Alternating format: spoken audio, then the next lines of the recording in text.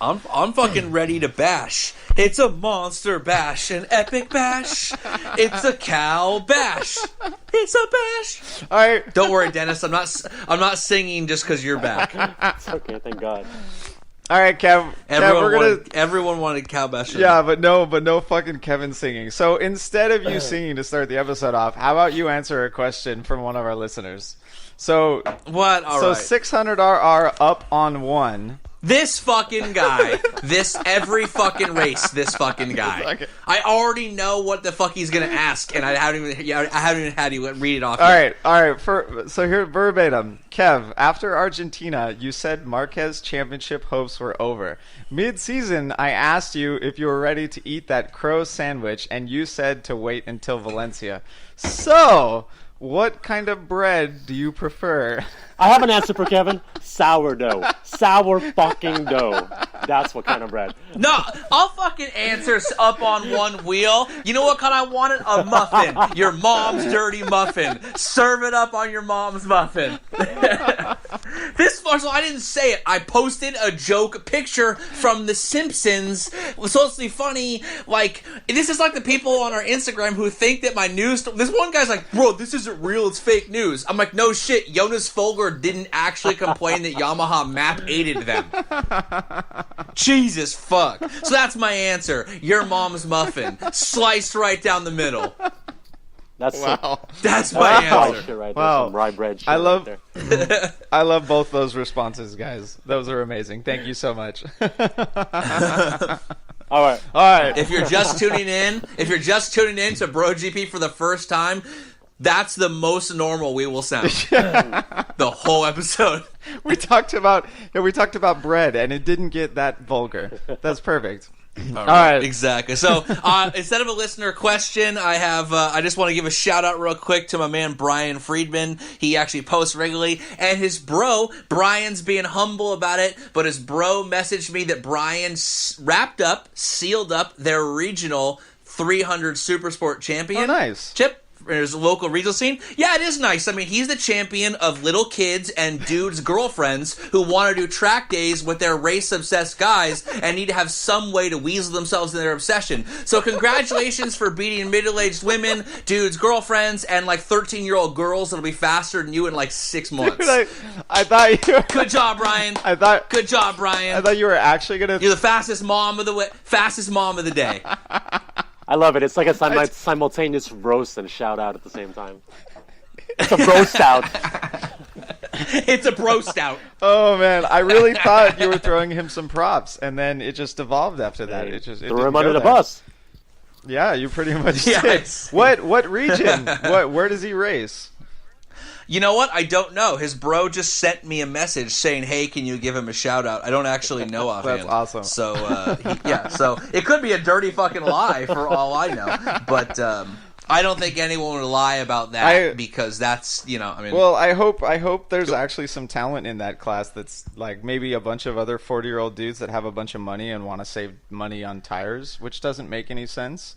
Because that's kind of how it goes down in AFM in some of the California clubs. Like, a lot of the guys, they just bounce out of 600s and 1000s to go race other classes, even though they can build fucking $20,000 SV650s. So I don't know. Yeah. Anyway, congrats, bro.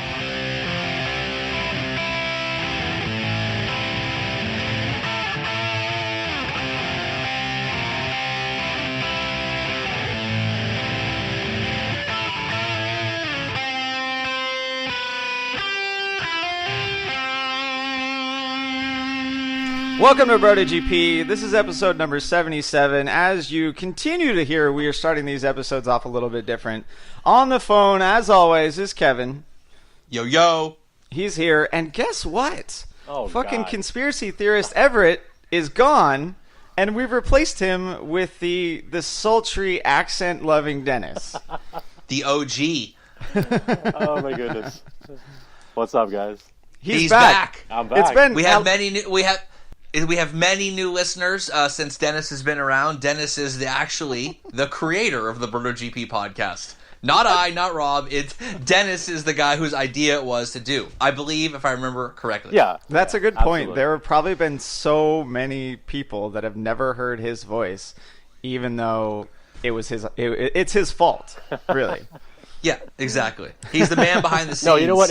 I was the mastermind. Rob was with the voice, and Kevin was the heart and the body. Correct. Wow. And my body is ready to record. What? No, God, you had so many chances for a sex tape joke in there, but you didn't go for it. Yes, but you didn't go for it. Title of Rob's sex tape. Damn it. I'll buy that. Exactly. Oh man! All right. Before I do the Riders Law plug, Kev, I heard you had a listener question.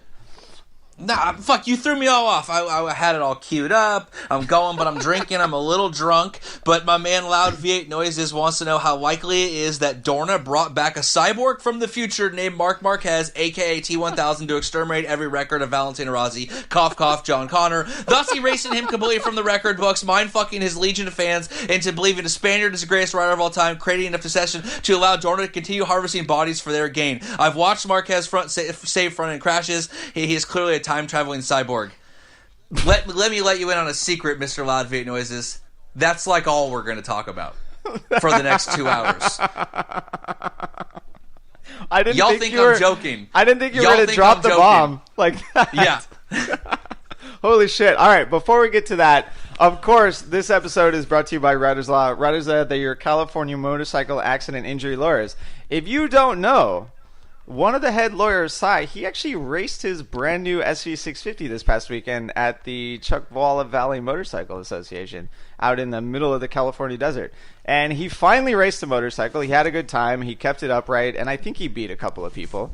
But so if you like a motorcycle or a lawyer that is also a motorcyclist that actually races to represent you against your insurance, against any in trial, and anytime you get hurt on the street, please give them a call. That's Riders Law with a Z, riderslaw.com. Talk to Cy, talk to Lawyer Rob, and they will help you out. They will help us out. You'll help yourself out, and it'll be good for everyone. Please give them a call. And if you believe that you have seen time-traveling cyborg Mark Marquez is coming back and sabotaging things, you should call Cy and get him on that case. I heard specifically he works pro bono time travel. So if you have time traveler issues, if you have time traveling issues like on, Back to the Future rules or Terminator rules, if you need to discuss those with him, you can call Cy too. That's going to be so awesome. We're gonna get feedback on the episode. He's like, "You told those fuckers to call me about time travel. What the hell?" Yes. What? You're a lawyer. You're supposed to be able to talk about anything. Yeah, that's true. Right. Yeah. Right. That's my job. Talk about anything. That's my job. Holy shit! All right, what were we doing next? Oh, you already dropped the bomb, Kev. Like, before we get to that, should we talk about the drinking, motherfucker. That's what I'm doing. I'm getting crunk. What are you drinking? Then? I have some nice chilled white wine inside of a coffee pot. wait, not a mug, not a thermos. No, this is a full-on coffee pot. It's the coffee pot. In my fridge, cool and chilled. I was out of glasses. I had to put it in something. Hashtag barn life. Yes, exactly.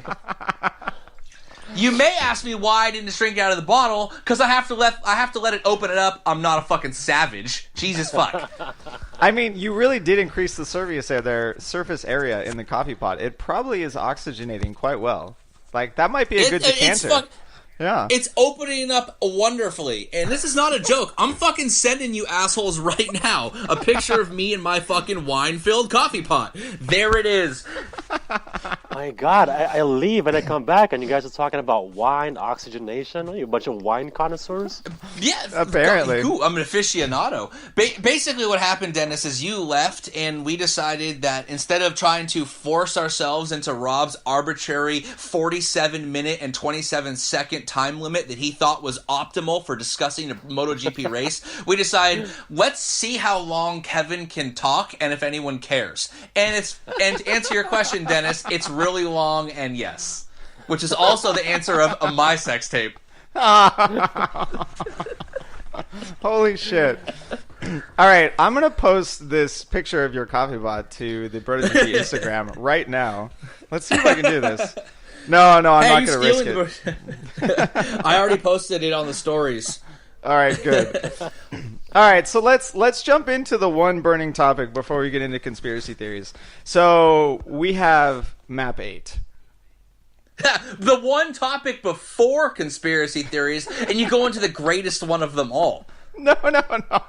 Oh, well, that tells you how much I think, or how crazy I think you're going to get with the Terminator references later on. Yes. Y'all think I didn't study that reference, but I did. I have a whole theory. So yeah, And it's not a theory on... Yeah. Jorge Lorenzo was leading the race, and he'd pulled out about 2 seconds already on Dovizioso. The race in Sepang. The race in Sepang. Oh yeah, we're actually talking about the Sepang race, where the title is still on, if you didn't get that already. Yes. Jorge was leading. It probably wasn't 2 seconds at the time, but he mysteriously receives a map suggestion on his dashboard because the teams can now transmit messages of a certain length to their riders during the race. Ducati finally figured it out. They've been using it, and it says mapping suggestion change, Map8. And I love how the announcers didn't pick up on it. Like, I don't think that there are 8 maps in the spec software for MotoGP at the moment right now. Right. So what do you think? I think of that, it was Kev? a little. It was a little weird because here's the fucking thing. It's such a fucking setup. First of all, we heard at Phillip Island that Scott Redding claimed he was supposed to let Dovi through, and no one disputed this. But that didn't pop up on my screen while watching the race. No one else's has popped up, and there's been flag-to-flag races and all kinds of stuff this season. That's cool-ass info that you would want to put on the screen. Like, oh shit, Valentino has switched his maps, well, what's-his-name has it. Like, that's actually interesting news. The only time it's ever popped up, it's when it's the obvious there is no Map 8 and it's serious team orders. I mean, that is as manufactured of a fucking thing as possible. The whole Map 8 was let Dovi through so Marc Marquez doesn't win the title on the Sepang podium and get booed mercilessly for the entire fucking weekend. Yeah, that's exactly what happened. Yeah. So wait, what you're saying is it's all code speak. Map 8 suggested is more like, get the fuck out of the way. Yes. Yeah, exactly. Because exactly what happened after that, Jorge Lorenzo started losing about 0.3 of a lap to Dovizioso. Dovi pulled up on him, where he was pulling out plenty of time before that. And then it just so happened towards the end of it, right where Dovizioso was in a position to be able to pass him, that Jorge makes a legitimate mistake. Yeah, my initial reaction when I saw Map 8 was fucking Ducati honeypotted him.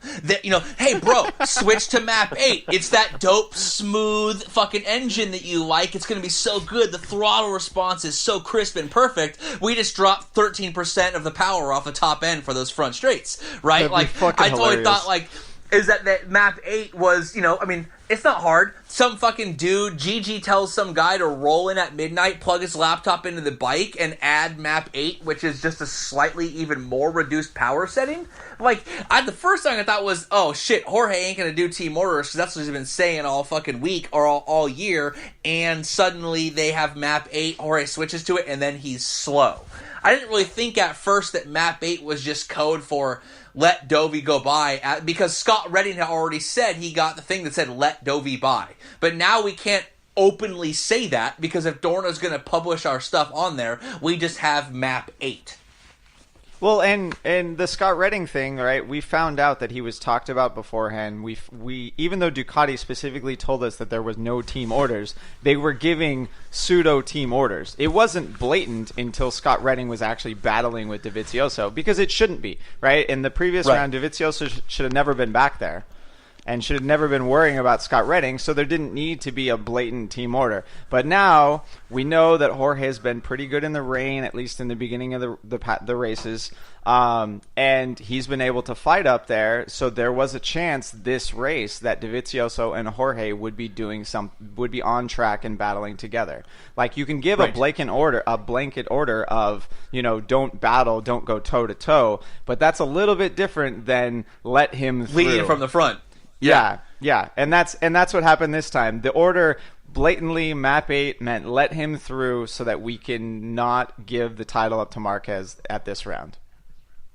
Right, and get it. Yeah, exactly. Keep the title hopes alive. I mean, it clearly was it was double talk. It was just it was a safe word. Like, my safe word is pineapple juice, and that Jorge, Jorge and Andrea, sex tape safe word was Map8. I actually just looked it up. The spec software. You just looked up my safe word? Damn. Yes, I totally did. I didn't know that was public domain. And your sex tape. Exactly. The way the maps work in MotoGP, at least with the spec software on the Pramac bikes, because Petrucci and Redding have shown us, is it's A, B, and C for 3 different possible settings, right? So for power, traction control, for fuel, and then for engine braking. So even 8 doesn't make any sense, right? Like, Jorge would have to know that 8 meant change engine braking or change something else. And Kev, to your point though, we have seen previous times where riders have gotten mapping changes on their pit board. Rossi classically gets BRK on his pit board, and we learned this year that means change the engine braking to save the tire at the end of the race. Oh, you didn't know that, Dennis? That's because he hasn't been watching, listening, or been a part of our crew.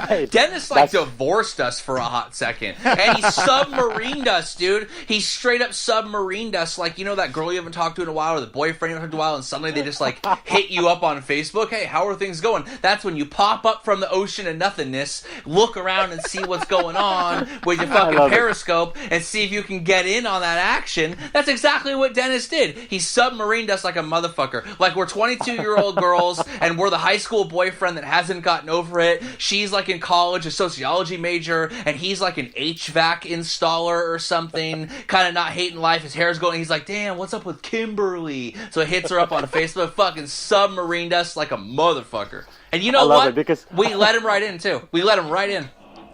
I love it because a couple of things. One, I only learned about submarine last week, and 2, it's true. It's very true. And you know what, Dennis? You're my first love, and I can't ever let that go. Dennis is going to be submarining me till I'm 50. That's your sex tape title right there. Yep, exactly. Then his kids are out of the house. Everyone's grown. Then him and me, it's not so weird anymore. We're not disrupting the family life, and we run away to Florida. Me and Dennis. Oh, man. All right, Dennis. This coffee wine is getting me good. It's like it's wine. It's getting me loose, but there's little bits of coffee grains in it, so I'm amped. Dude, you made a really interesting Four Loko, essentially. Exactly. It's no worse. It's no better both getting or worse. drunk and getting sober. All right. Before we get off this topic, I gotta ask you, Dennis. I'm never gonna get off the Map8 topic. It's never gonna get off. This is the greatest thing that ever happened. This is so fucking good. Yeah, but they haven't heard your next point. No, before we move on, Dennis, from you specifically, I want to know what you think about the validity of team orders in MotoGP. I know you started watching a certain four-wheeled racing series recently. I'll say it. Formula One. Oh God, I knew you were going to say Fuck you. Hang up. Hang up. Love it. I love it. Fucking Hamilton. No, okay, but so that series is very well known for team orders because the team is how you make the money. It's the championship that you win. MotoGP is not that, right? The riders, there is a team championship, there's a constructors championship, but the riders championship has the most prestige now. Like, do you think this was good to hurt Jorge's championship a little bit to favor Dovi's? He doesn't have a championship left. Like, I mean, it doesn't matter right now. Like, I think in times like this, being a team absolutely makes sense. And if that means letting your teammate go for the sake of the greater good, so to speak, I'm all for it. Yeah, straight ahead there. I mean, Dennis, did you get the memo that we're supposed to embellish now? Be funny and entertaining. Like have like character and interest, like flair, bro. Sprinkle some flair on it, like, and don't just have your 22 required pieces of flair because you just want to do the bare minimum, or do you want to be like fucking Patrick over there with 53 pieces of flair? I'm just getting back into this. You guys have to let me be like Jorge. Give me time. Just give me time. Oh, there's another piece of flair. That's what I needed. You cannot submarine me and then not put out. That's not how submarining works. Like when I you're said, a submarine and you're breaking the ice, so to speak, you're breaking the ice with your giant phallic fucking telescope on top of the submarine at the North Pole. Shlabam! Sean Connery style. You smack right through the ice, man, with your fucking dick. You gotta put out, God. Dennis. I need you to put all out. right, I'm gonna try. Okay. All right, Kev, show us on this topic. Show us how you'd put out. Actually, I have an entirely serious take on this topic, so... No, look, fuck it. I get so sick of all the posts on Twitter and this and that about no team orders, and it's bad, and you can't do this, and you can't do that. It's got to be all up to the writers, and it ruins the prestige, or, you know, it ruins the validity of the championship. Fuck that shit. Philip Morris does not pay Ducati tens of millions of dollars to not have a logo on their bike and also not have a title. You know what I'm saying? Like you can get away with no logo on the bike and a bunch of fake, fucking fake cigarette box looking things on helmets and bikes, but they are literally spending $100 million or whatever the budget for GP is these days to win a championship. Jorge got paid 12 million euro, 14, 15 million US, whatever it was, to come there and be the number one guy. He has not done it. Dovi fucking took the ball when Jorge dropped it. That is his job. You think that Danny is not doing fucking team orders if he needs to? He openly admitted it in 2006 that he would help Nicky with it, and back then no one gave a fuck that he was suddenly going to be able to help him with it. Everyone assumed. It's your job. At the end of the day, yeah, you want to beat that guy, and in the first 5, 6, 7 races, hey man, I'm still in the championship. But the penultimate round, the final, like the second to last race and heading to the final one, no bro, you way out of it, and the importance of your first win is long gone. You gotta help a man, you gotta help a bro win the title. That's what you have to do. I mean, basically right now, the Ducati is like the lone resistance against the fucking Honda onslaught right now. They are the only ones. The nuclear war happened, Yamaha and Suzuki are decimated, and fucking only ones left standing. I mean, does Kyle Reese not go back in time to fuck Sarah Connor because he thinks he can be the leader of the resistance too? No. He takes his orders, he goes back, he plows John Connor's beautiful. Mom, and he does That's it. poetry. That's how we do it. That's what you do. Well, exactly. And Kevin, to your point, right?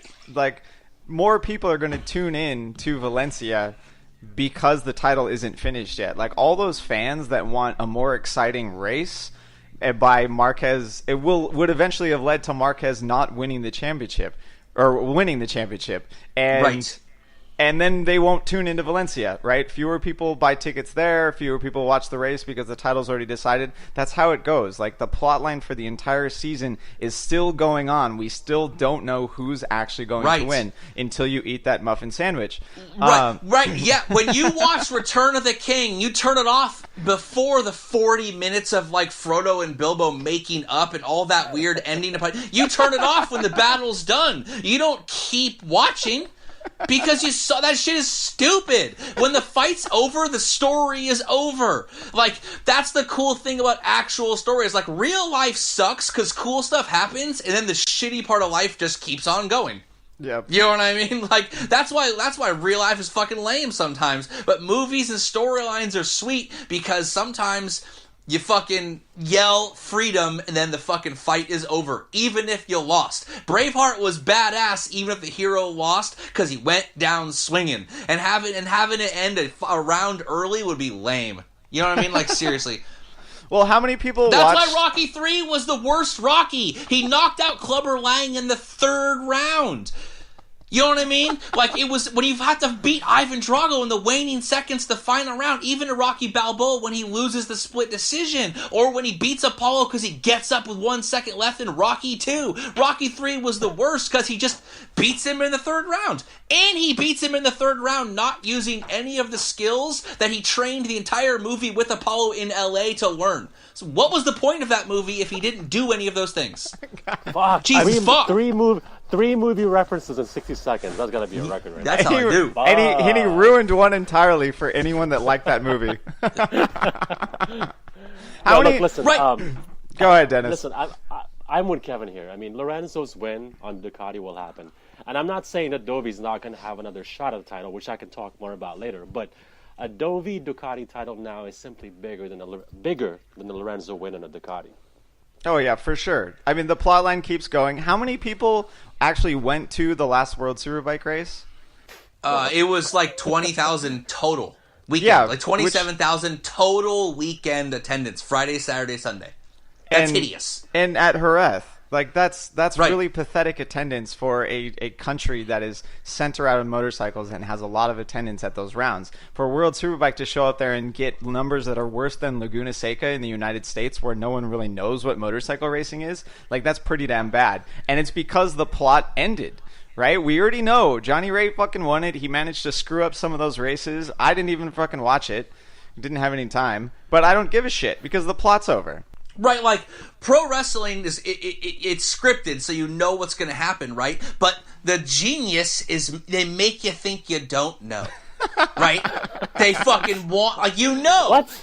But hold on, stick with me here. You know. I'm fucking trying. You know Hogan is going to lift up Andre in front of 150,000 fans over his head and slam him and win. But maybe you're not quite sure, right? Like, you don't, like, you have to sell, like Dennis said, we all basically know that Marquez is going to win the title because the absolute insanity that would have to happen for Dovi to win is absolute insanity.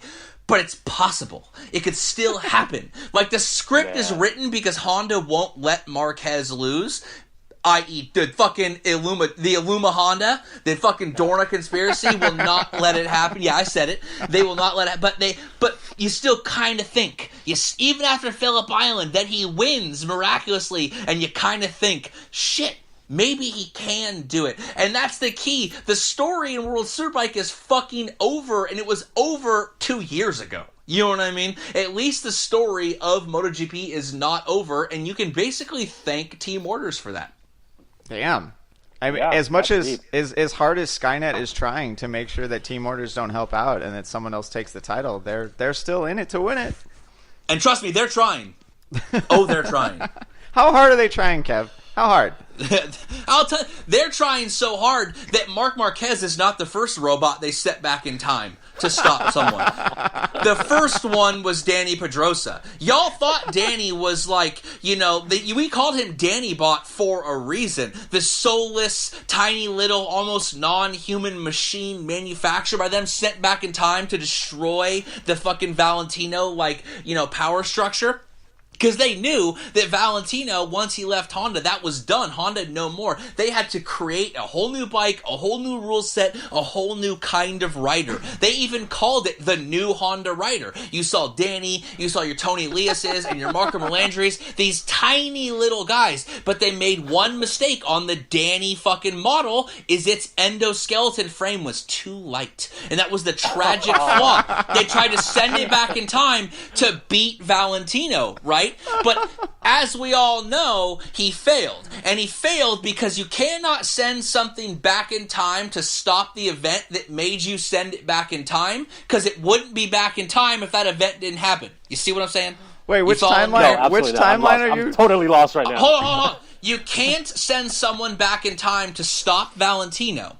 Because if Valentino is stopped, you wouldn't have sent that guy back in time. See the fucking loop here? It doesn't happen. Did any of you see the dope-ass Guy Pearce movie, The Time Machine? It's the same basic concept. But while they had Danny back, they gathered intel. Because what was the first year that Danny was supposed to win? Not 2006. That was gathering. That was finding the layout of Los Angeles. That was beating up bikers and stealing their clothes, which is exactly what he was trying to do. He beat up Nicky at Estoril and tried to steal his Repsol clothes. Okay? There it is right there. And then 2007 is the debut of the 800cc bike, all this stuff. This is when Honda takes it back. But what happens? Oh, no. It's Ducati with the fucking out of nowhere. No one expects it. Just decimates the field and steals their fucking soul and their power and sends Honda Skynet, the Illuma Honda, reeling. So they realize Danny cannot beat these guys. His endoskeleton is too frail, and his software updates are coming too slow. He can't react. He only wants to ride a certain way, and if they're having issues with the bike or the transportation or the armored vehicles, he can't handle it. So they have to create Marc Marquez, which is Clearly what Marc Marquez, he's a cyborg from the future, sent back, not just to erase the records of Valentino Rossi, but to erase fucking Ducati's ascendancy to power over time. But it works because the original timeline is held in place because they started to go back to beat Valentino. But they realized Valentino's only one soldier in the fucking army for good. Ducati is a whole battalion, and you cannot stop them. You have to have a plan to deal with them. So they send him fucking back to deal with that shit. And just getting rid of Valentino is the side thing. It's like in Terminator 2, right? Terminator, they did not send fucking the Terminator back to actually kill John Connor. They sent it back so that he would get killed, but leave the chip and the hand there so they would be created. You see what I'm saying, Rob? Yeah. They are sending Marc Marquez back to lay the fucking ground rules for continuing to create new and better updated versions of Marquez. And that's why you see he used to crash and hurt his eye, get damaged, he has to get surgery. Now he doesn't even crash. And you see that? We all saw that save in practice sessions. His fucking hip clearly broke. Clearly his fucking hip dislocated. It's on video. You can see that shit clear as day, just like Hillary Clinton is a lizard person from the center of the earth. You can find that shit. Shape changer. There he is right there, straight up, popping his hip and popping right back in. It's a straight up conspiracy by Honda to do all that stuff, and it fucking pisses me off. So what does Ducati do? Because I mean, Yamaha is absolutely failing to have any sort of retaliation against the T1000. But Ducati still has a chance here. Like But that was their plan. Yamaha, it's just like they didn't, in fucking Terminator 2, they didn't want to destroy John Connor. They just wanted to discredit, because John Connor's existence is why they continued to exist. So they just needed to discredit him to weaken him in the future so that Resistance had no ability to fight them. And that's exactly what they're doing to Valentino. All of his old records are meaningless because he raced against a bunch of nobodies, and now they're going to let Marquez break the rookie rule and start early, win a title, get a jump on breaking his series of titles in a row. It's all about discrediting Valentino's legacy. So this entire thing. So this has nothing to do with Ducati. Ducati's just a stepping stone on the way to. It's two different stories, bro. It's two different things. They have to discredit and destroy the Italian ascendancy. It's a Spanish future attack. Valentino Rossi is the pinpoint. He's the martyr for all Italians, and then on the other side of the coin is the whole Ducati world, the Ducati island, if you will, from Laguna Seca, and they represent the larger whole of the growing Italian fan base. It's just like Valentino Rossi orchestrated Franco Morbidelli being the first, VR46 guy to win a world championship, the first Italian Moto2 champion. He's breeding a resistance, bro, and he's doing it in conjunction with Dovi and Ducati, and you've got to stop him. Got to stop what? They've got to stop them. They're stopping the Italians. It's a fucking It's a Spanish fucking conspiracy. The whole series. And that's what Mapping 8 was. Mapping 8, that's why it was... You didn't put out... It wasn't... Look, and Jorge even said, look, I didn't need to be told what to do. I'm a professional, and this is my team. Jorge knew he needed to let Dovi throw. He's not dumb. He's never actually really been unprofessional in his career. He didn't need to be told. What Mapping 8 was sticking that on the screen to let a lot of fans know that this race is like invalid because it's not a real competition, because they're fighting Dovi tooth and nail and the Italian ascendancy, and they're trying to invalidate it at every step of the way. Because You think that Map 8 was Ducati throwing a Jorge a bone so that he could throw the race and kind of be like, no, I could have won, but I let Dovi through? No, I'm saying that Honda and Dorna put that up so a whole group of fans discredited the race. You see what I'm saying? That's not a real win in people's eyes because Dovi got let through. Kind of like the Tom Sykes win when Ray let him through so they get 1-2 in the championship with Kawasaki. They try to make it look like not a real win. Because here's the problem. Dovi wins at Valencia. It doesn't matter. Marquez can get like 11th or 12th and still win. But that means Dovi has more fucking wins than Marquez. And when was the last time a dude had less wins than the fucking champion and people really respected that championship? When Danny won 7 and Jorge won 6, people were kind of like, yeah, but all you did was come in second for the rest of the second half of the season. And then Nicky, obviously one of the more least respected titles, and same thing with Kenny Roberts Jr., who won less. You know what I mean? Like, these guys who win championships but with not a lot of races, it doesn't get as much respect as having the most wins. You've taken over Everett's role as conspiracy theorist for this entire episode. Seriously. God damn. My mind is... I feel like we needed more prep on this, Kevin. My mind is absolutely destroyed. Right, exactly. That's what I do. I destroy minds, and I reveal the truth. I pull the curtain behind the curtain back. No, but this is good. I've been taking notes. At this rate, this is about like the only way we're going to get a MotoGP movie is if we involve Terminators. What I'm saying, right? Pedrosa is the T800, a solid model with some flaws, but a solid model set back in time. And Marc Marquez is the fucking T1000. He simply can't be damaged. He can't be destroyed, and he just keeps coming. That's what I'm saying, is that you can't, you know what I mean? Like, and I love the analogy because Pedrosa... What do you mean analogy? It's not this an analogy. Is real. Right, no. I love the enlightening, you know what I mean? Cause there you go. Pedrosa was around the 800cc era, and Marquez came in when? 1000cc. Correct. Right? So right. Wait, so Pedrosa's... Fucking right. No, hold on. Fucking hell, Dennis. Damn. Fucking mind blown. So you blew my mind, and I blew your mind after you blew my mind. I blew you, you blew me back. Title of Rob's sex tape. So when Pedrosa defects to another manufacturer when he's finally going to leave Honda, that's Terminator 2 right there, because that's Terminator. Yeah, exactly. He'll have to beat Marquez then. He's going to be reprogrammed by Suzuki. Yeah, fucking grabbed, reprogrammed, and then sent out, and he'll fucking ride that. Right, you know? and I mean, on that note, the T800 was reprogrammed by Sarah Connor or John Connor or whoever, right? It was reprogrammed by John and sent back in time. For the resistance, exactly. He's going to go to Ducati. He's going to fucking go to Ducati. That would be amazing. That would be amazing. Right. Oh, man. All right. We got to move on a little bit. Let's go talk about... Should we start with the bottom half of the podium? What are we going to do here? Fucking Zarco. Hype train. Choo-choo. Are you back? You're back on the hype train? Bro, did you fall off the hype train? Ever? Like 4 days ago, I posted a "Hey Girl Zarco" meme, and I'm fully 100% engrossed in Zarco memes now. I have so many Zarco memes. Y'all hadn't even seen all of them. Like, I got "Hey Girl" and existential Zarco. I got like a lot of Zarco memes y'all don't know about. I'm so obsessed with Zarco. One guy asked me if I was just going to start a dedicated page to only Zarco memes, and I was like, yeah, probably.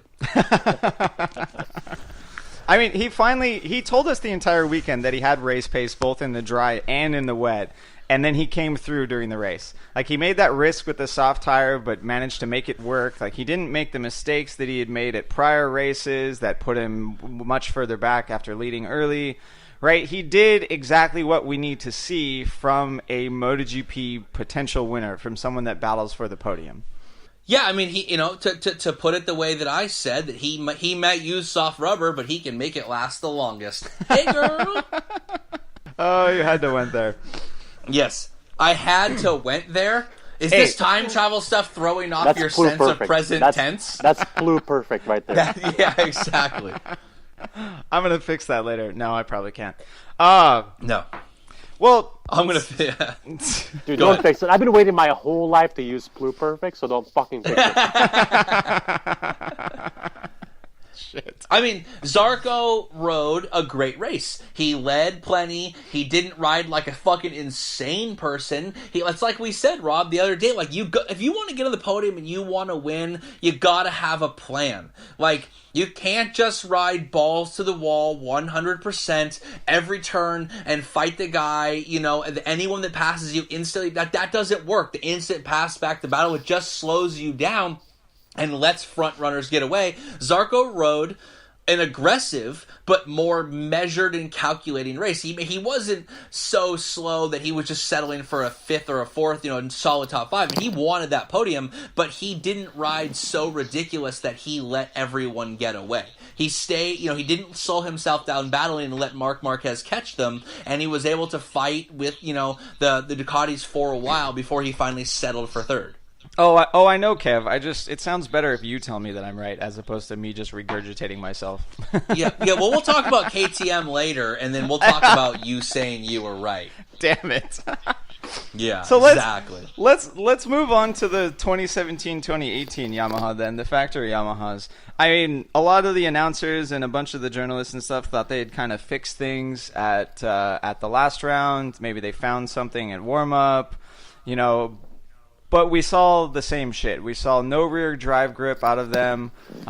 We saw pretty bad lap times. I think towards the end of the race, Vinales was running 2 seconds off the pace of the podium. Like, it was just pathetic. And we haven't hit the bottom yet. They're still digging a hole that they can't get themselves out of. I mean, I guess in motorcycle racing, it doesn't really work like that, right? Their level is probably staying constant, but everyone else is still getting faster. Dovizioso and Marquez are pushing the pace. They're getting better. We know that Jorge is getting better. And Factory Yamaha is staying constant, and they look like they really suck. Right, I mean, basically, Maverick, we all thought he was badass John Connor, but he's like whiny, Oxycontin-addicted Terminator 3 John Connor. You know what I mean? Like the John Connor that everyone's like, what the fuck? We finally get to see old John Connor on screen, and he's a bitch? What happened to the Terminator 2 John Connor, where all you saw him was looking dope with a big-ass scar in his face? That's fucking Mav. We thought he was going to be the resistance leader, and he turned out to be the little bitch who was shooting up in the fucking vet office. God damn it.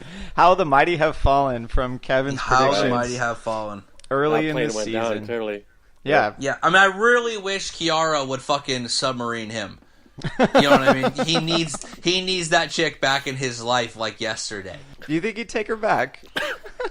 Would she take him back? He needs to fucking, he needs to get rid of that chick with that dog that's liking Marc Marquez's fucking posts and get back with I mean, look, Sarah Connor wasn't the hottest chick ever, but she could fight a bitch. She would cut a bitch if she got up in your face. And basically, you know what I mean? Like, what's her face from the 3rd movie is Claire Danes, the little bitchy ass one, and Kiara is fucking Linda Hamilton. Yeah, he really thought this out. Yeah, you could tell Kevin thought this out. Yeah, right? A study, bitch. She's probably one of... J.K. Rowling this shit. If you look at his notes, it's probably like, what the fuck? Lions everywhere, you know what I mean? Exactly. Basically what we're saying is the 2017 Yamaha sucks motherfucking balls in the wet. Like, it's not balls in the wet fun. It's balls in the wet lame. You know what I mean? Like, there's a distinct difference. But it just simply, as Valentino said, it's dangerous and unrideable in the wet. So again, I don't know if he's just, if you're bitching, but he did just say last week that kind of racing where we're colliding is like where it's at. And if you don't like that, you shouldn't be on the grid. So he's not generally the kind of guy to complain too hard. Basically, Mav and Rossi have a shitty-ass Yamaha, and Zarco and Folger have a better bike overall, I think. Yeah, I would say the package is definitely there. All their data is helping out. The setup that they've had the entire season has been very consistent, and it's working in these variable conditions. That's all we've seen from the Michelin era, right? Variable conditions, variable tires, like creating like new track surfaces, really worn track surfaces. Everything is allowing Hey, you there? some people to do really well when they can manage those changes, and it's really screwing some others, right? Rob, I have a question for you, actually. Yeah. Does Tech 3 have to take Yamaha's like previous generation bike every year? That's a really good question. Or can they say, no, I don't want it. It's crap. I want 2016. I'm going to stay on it. You got to imagine that Hervé Poncharal is talking to Yamaha already about next year, and they're like, yeah, I don't think we want that chassis.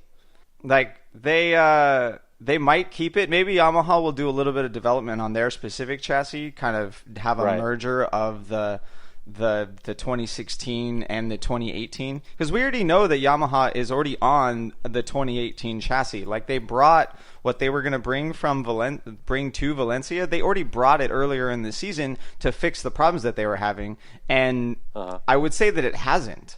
Right? If anything, it's made some of them worse. So, I'm back, yeah, it'll be. I'm back. Honda tried to fucking kick me off the internets again. Again.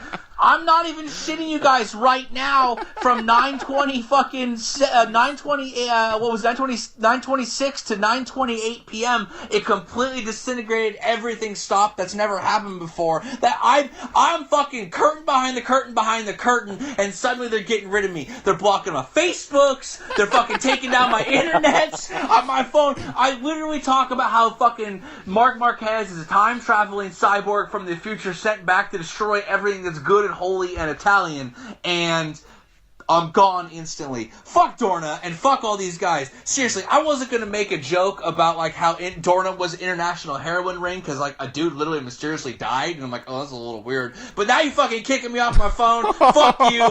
Everything is on the table now. My dick is on the table, and I'm ready to go. What were we talking about? Damn. What were we talking about? Dennis had a very good question. He was wondering if Tech 3 is going to be forced to use the 2017/2018 Yamaha chassis that Yamaha is currently failing with. And I said probably not. I said they'll find a way to make that better. But I mean, you never know, really. Yeah, you missed that, Kev. No one knew that you were gone until you came back and announced it. But if you want to talk about HRC, I was in the trying to upside blow down. this shit up. I was in the upside down.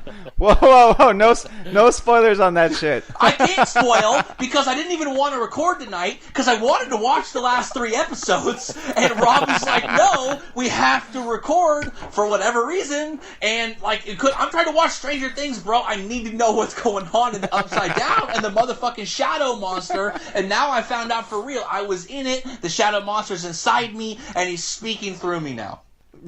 Shit. Stranger things abound. Stranger things afoot, dog. Anyways, that is what's going on. I don't know how but you're going to edit that whole situation because it actually did drop and I was gone, and Dorna trying to hold me down, and Demogorgons were attacking me left and right. But I fought through, splash, wow, and I'm back. It was actually all fine until you came back all paranoid, and you fucking messed it all up again. That's true. Like nobody knew you were gone until you said, "I'm back." Like, whoa. It was super seamless on the way out, not so much on the way back. Right. All right, screw that. We're done talking about Yamaha. Let's talk about Ducati a little bit more. Not really Ducati specifically, but I don't want to talk about Ducati more. They're going to kick me off the internet again if I do. No, that's only if you talk about Skynet and Dorna and Illumina Hondi. However you pronounce it. Illumina Hondi. Right. So the one thing that we've touched on prior in the year is whether or not you think Jorge is actually coming along. And Dennis, you completely missed all of these questions. So we're going to go with you first. Do you think that Jorge Lorenzo is finally transformed into a Ducati rider, someone that is essentially the person that they hired? I don't think he's transformed. I think he is still transforming, and I think it's definitely very, very slow, but it's happening. I hated the coward Lorenzo from his last year in the Yamaha. You know what I mean? And I don't know. At least I could say he's not afraid of the Ducati. Whether it's dry or wet, he's not afraid of it. Whether it's dry or wet, he's not afraid of it. Title of Rob's sex tape. Right. So I mean, I think he's still transforming. I think he's still acclimating. I mean, that win is coming. I mean, that's a very good point, right? Because Jorge had really terrible results in variable conditions on the Yamaha. Maybe we should blame the Yamaha with what's going on with them this year. But now only the Yamaha he was riding then is what Zarco and Folger are on now. So not really, but yeah, we'll go with that. True. But now we've seen him have these solid performances in lots of different conditions, in the wet specifically, which was very anti-Jorge the entirety of last year. That's what we talked about. And now he's not doing that. So yeah, he's definitely attacking in the races. He's able to do some things with the front end that he wasn't in the beginning of this season. And those winglets definitely helped, and he's still rocking them, which is great for us. I mean, it doesn't last for very long, but he's able to get to the front of the race and kind of lead a few laps before he fades. But I mean, that tells me he's not afraid to ride that Ducati. He's still coming to grips with it. He's still finding the limit on it. Until he gets Map8. Until he gets fucking Map8'd, dog. Yeah, I mean, is he there? I don't know. Again, I've said it before. This is a race you would expect Ducati to do well at. They have great mechanical grip. They work really well under these conditions. 2 massive front straights where Dovi got his first Ducati win last year. They generally perform well here. It's not his best track. I don't think Jorge actually has a win here. It's kind of in the major class, one of the only few tracks he doesn't have a win at some point. But I think he's going to get the win, although I thought last year that he would win like 2 races this year. I really did. I think he gets wins next year. He's close. Do I know that we know he wouldn't have got the win because he was going to let Dovi through. I think but he did make a mistake, clearly, that let Dovi through, and then he went on to win.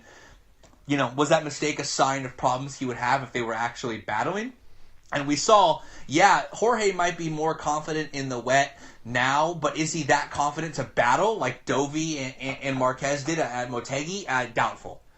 You know what I mean? He's not really huge... But Kev, I think to your point of like, as far as everybody thinking Lorenzo would have a win or 2 this year, we all said that because we didn't think Dovizioso was going to be the beast that he's been. So. Right, and the problem is if Yamaha fixes their problems... if you start tacking in a couple Rossi wins, a couple Maverick wins, becomes very hard. Because you look at when Dovi came on, Yamaha looked pretty darn good in the first half of the season. They had like 4 races in the first 4 wins in the first 8 races, first 7 races, and then just disappeared. And then Dovi comes on strong, so he suddenly loses Marquez and Valentino as any major rivals, and it just comes down to him versus Marquez. And it does seem that Ducati is more well-rounded overall. Next year, Jorge going to have a problem. Dovi knows he can win now, and now that he knows he can win, it's a totally different mindset for him every weekend. And if the Yamahas come back on strong, it reduces his ability to win races quite a bit next year. Just like we saw this year that, last year Miller and Cal won 2 fucking races last year. This year he's nowhere. He was pretty much in dead last, right? Until, did he crash in this race? No, he scored the final point, which was great. But he crashed twice last race. He scored 1 point, and Dennis is going to get really mad at me if I start singing the Cal Bash song again. It was a monster bash. No, I mean a couple of points in there, Kev, for you. You're probably right about questioning whether or not Jorge's mistake was indicative of problems that were coming on later in the race, because that was one thing that he said after the race was he was really consistent on drive grip throughout the whole thing, but the front tire did not last. And he ran the winglets again, and we know that puts more load on the front tire. Yeah, Dovizioso did not. So that might be the comparison, right? That might be why Dovizioso was comfortably able to pull away, and where Jorge really had nothing for a battle, even though he was told explicitly not to battle. So, I mean, really, I think that we are 5 rounds too soon to see Jorge like consistently challenging for podiums in all conditions. Like we're a little bit off, half a season at most. Next year, you're right. The whole dynamic's going to change. We don't know what's going to happen with the Yamaha. We don't know what's going to happen with the new Ducati, and we can't have 8 people fighting for the title the entire time and expect 4 guys to get 5 wins. Right. Well, that's also we're not up there yet with that many races. Yeah. Oh, they'll get there because the heroin must flow. The heroin must flow. So we'll get more races to Thailand. I mean, and fucking Indonesia and lots of places where the spices must flow. Because if there's one rule, it's the spices must flow, and the spices are poppy-made fucking heroin. Yep. Yeah. Dennis, what were you gonna say? I was going to tell you that there's one thing I know about 2018, and that's that Dovizioso completely fucked up my prediction for 2018. See, I wasn't as brave as Kevin to predict that Maverick was going to take the title this year. I said Maverick for the 2018 championship. But now, Dovizioso being as competitive as he is, whether or not Yamaha fixes that bike, it just completely throws off my prediction for who was going to take the title next year. Because I think legitimately Dovizioso if he can't take it this year, he's still going to be a title contender next year. Yeah, Well, it's weird to pencil in Dovi as a title contender. You know what I mean? I don't think so, because you have to look at, his tenure at Ducati so far. He's done his time, and both Ducati and Dovizioso are reaping the investments that they've made on each other.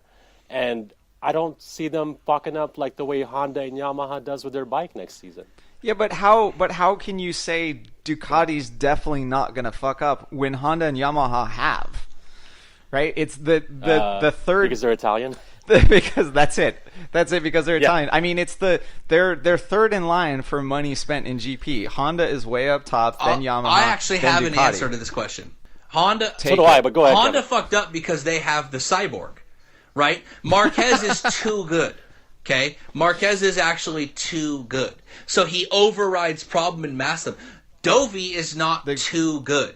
Dovi, it can tell you, Dovi is not riding around the problem. So the problems must be addressed. Dovi is exploiting your strengths, but he can't override your weaknesses. So Dovi is the perfect rider to perfect that bike because he can't overcompensate. Hence, we've seen, he wins 6 races, but he gets 8th or 11th, and he's not on the podium every race like Marc Marquez is. He is slowly refining that bike because he can't ride past problems. He is simply not on the next level where he can flatter a bike and hide its weaknesses a la Casey Stoner. And we saw, what Stoner did. And speaking of which, Skynet fucking tried to steal Stoner, right? They tried to get him to defect from the fucking resistance, and they did at first. Casey Stoner is basically Darth fucking Vader. We all thought Casey Stoner was the chosen one of the resistance,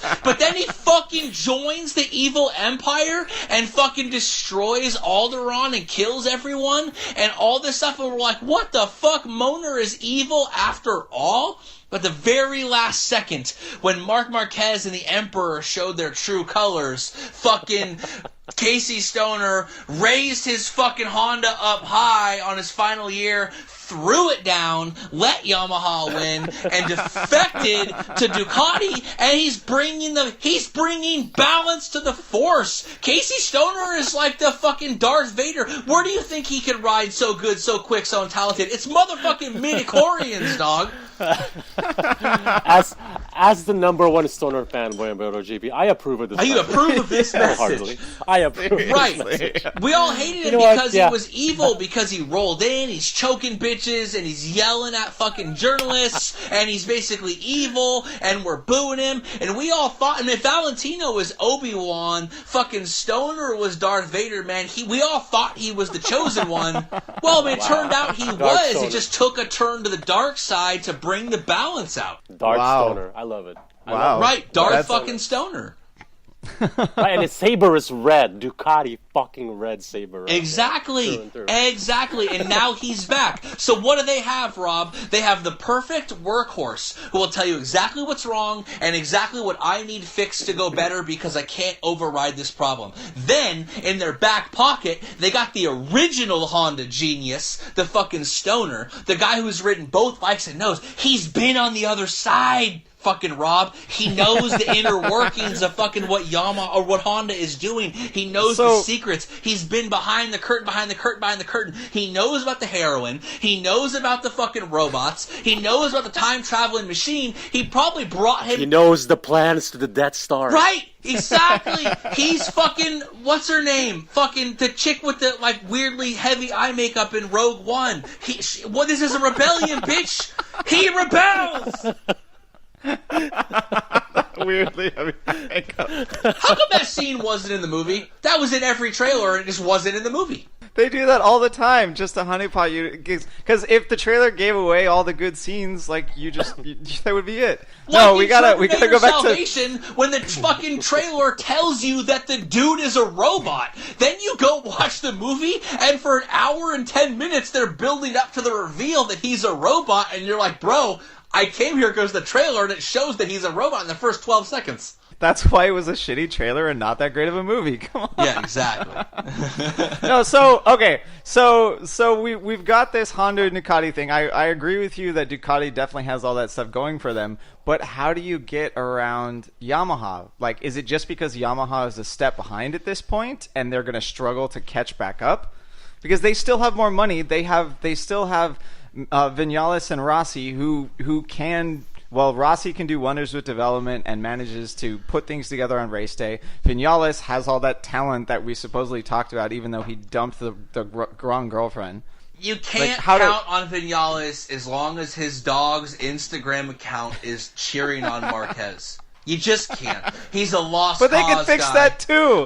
They can fix that too. Like that girl that you dated in your early 20s that she was cool, you saw her at parties, you hung out at bars, and she just got a little too far off into drugs, and even though she stayed hot the whole time because she kind of hid it well, at some point you just gotta let it go, Rob. At some point, the nymphomaniac crazy chick that did a little too many drugs, that was cool when you're 23, it ain't cool when you're 32, man. You gotta let her go. We gotta let Vinales go. Wow, you're breaking up with him already?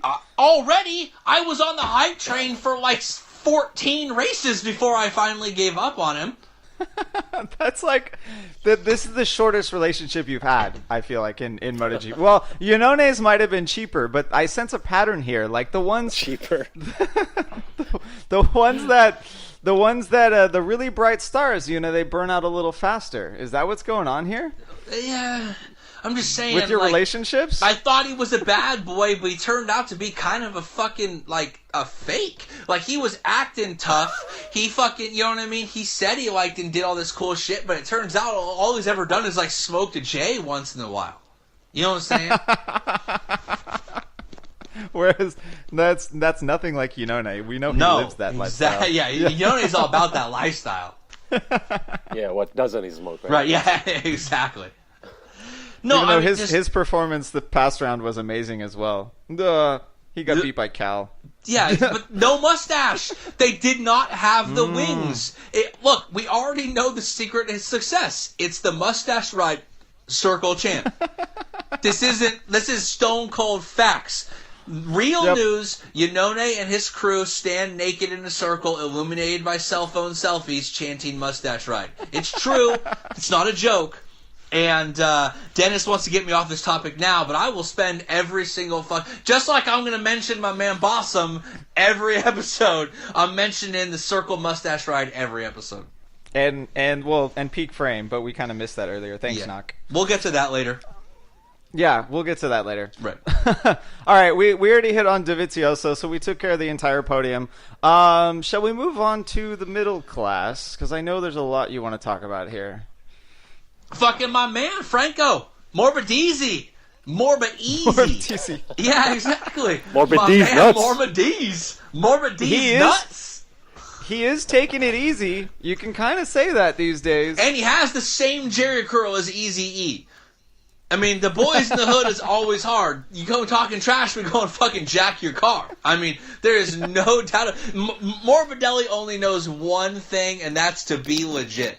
You think so? Do you lose any respect for him for kind of phoning it in for these past couple of races? No, he got the podium. What are you talking about phoning it in? He won the championship with a podium, and that was after Tom Luthi he won the championship in sort of the most unglorious way possible by just his rival not being medically unfit to race. He still got out there and still pushed it home to a podium.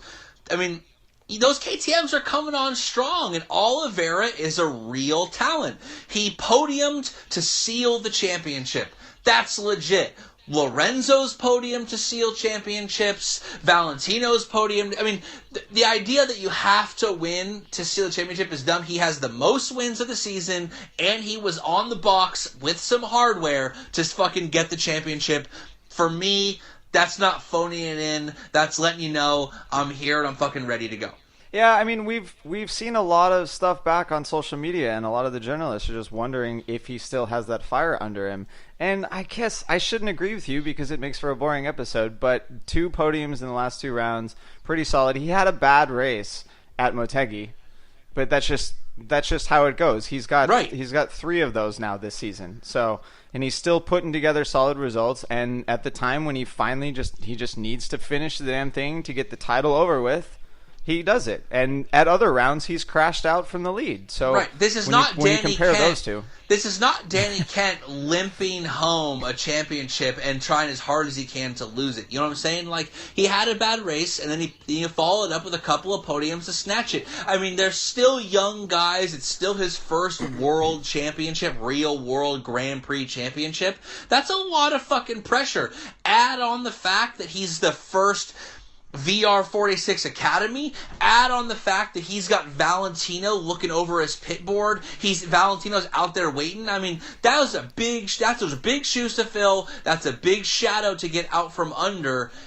And you know, everyone acts like all these asshole journalists act like they know anything about pressure, like they ever won anything in their whole fucking life. You know what I mean? Like, you know what I'm saying? Like, he has more pressure than anyone else on the grid, you know, and even more than Alex Marquez, because Alex Marquez is guaranteed a seat at Repsol where no matter what happens, so he actually has zero pressure. But, because fucking nepotism, bringing it back. But there it was. We forgot about that one last episode. Last couple episodes. But he has to not only win, but he has to win to be like the proof of Valentino's pet project. He's like the proof of concept. And he's not some, like, Spanish CEV 85 champion, then Moto3 CEV champion, Moto3 champion. Like, he was a 600 super stock rider. He is the most, like, unlikely middle-class, you know, GP champion you could think of. He's literally created by the VR46 Academy and legitimizing them. That's a lot of fucking pressure. And he even admitted it. Everything I know I learned from Valentino. Damn. Why can't... I want to be there. I want to fucking take that knowledge and even that amount of pressure into my own racing. Holy shit. I mean, exactly. Like, I get sick of, you know, look, I'm not, you know, I talk a lot of shit and it's really fun and I definitely mean like at least a quarter of it, but... Don't tell people that. Yeah, exactly. But the dude's got a lot of pressure winning the Moto2 championship. He's going to be in MotoGP next year. It's definitely stressful, and he's in a funky situation, and he's in the added situation of being the poster child for Valentino Rossi, whose like yellow cloud sort of hovers over MotoGP in all of its history. He's in a weird spot that no other, you know, intermediate class riders have been, which is he is the proof of Valentino's project. That's a big deal, and that's a lot of weight to carry on your shoulders because Valentino's larger than life. I mean, and that pressure is going to keep going next year as well, because now we have Johan Zarco putting in good performances in GP, and it's just adding to that, hey, now we actually think that the Moto2 champion can do something solid in GP. Like, right. Let's keep it going. Yeah, he's negated the Tito effect. Tito, Sam Lowe, Bradley Smith, who else? Pole, Yeah. Redding. Pole's never had a podium. I mean, Redding had at least a couple podiums. Yeah. I mean, well, Bradley had a podium. God damn. Do we want to say that Zarco is an even better representative of Moto2 than Andrea Iannone? No, because Iannone's got quite a few podiums and a win. You know, I don't think he's a better example of it. I just think that Zarco's more of a... he re-legitimizes Moto2, which had lost some prestige, you know, a couple years ago, and then Tito kind of really put the fucking nail in the coffin. And I've often said Maverick skipping out of Moto2 ASAP and Jack Miller going direct to MotoGP took a lot of that prestige out, and...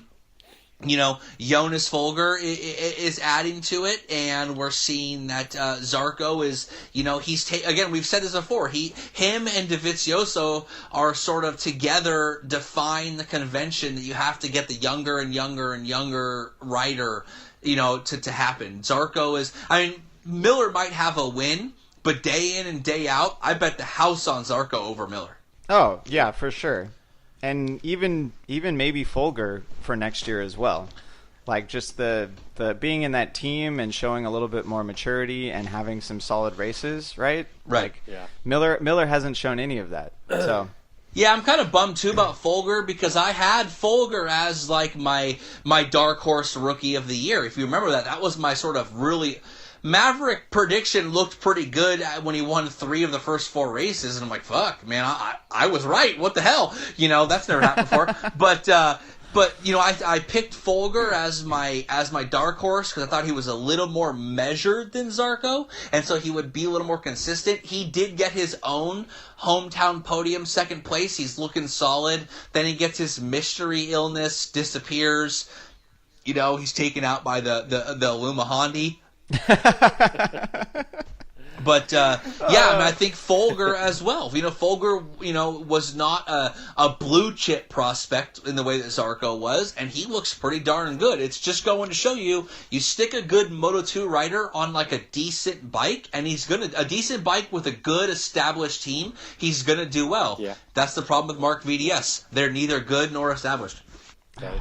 Hopefully not more of the same next year. But I mean, with the way the other satellite Honda riders are doing this year, I don't really have high hopes for like the 3rd tier Honda teams.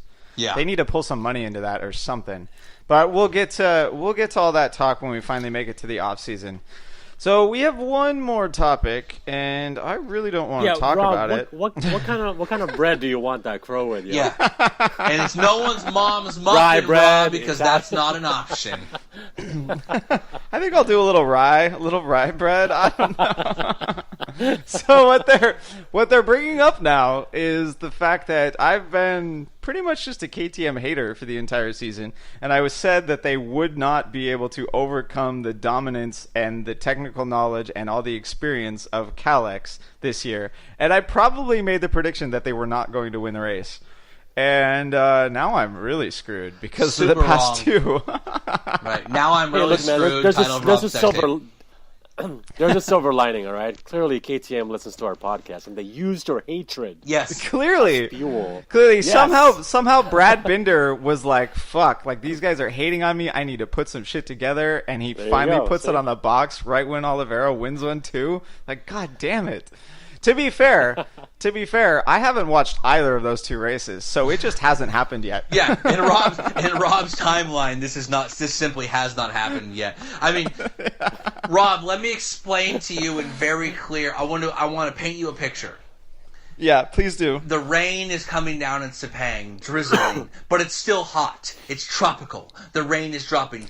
And those drops, those thick, sappy tropical drops are landing on a perfectly painted orange trellis frame. Bars up and down, left and right angles, as trellis can be. And it's orange trellis housing, mysteriously, a Honda engine. And it's in Parc Fermé with a giant number 1 in front of it. Wow. Oh, man. Wow, Kev, that was artist Kev came back. Can you envision the trellisness?